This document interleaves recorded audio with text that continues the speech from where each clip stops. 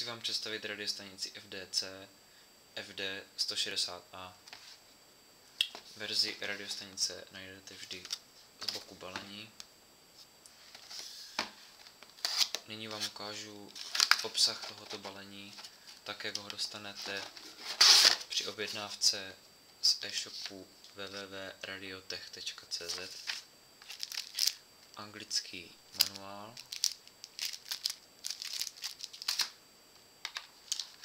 samotná radiostanice, baterie. Tato baterie má 1200 mAh.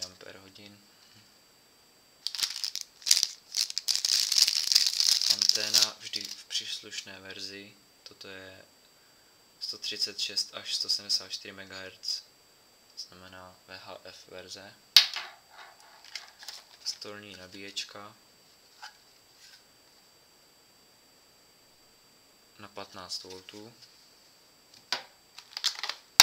Evropský nabíjecí adaptér 12 V 1 A. Klip na opasek připojuje se zezadu k baterii. A zdarma handsfree.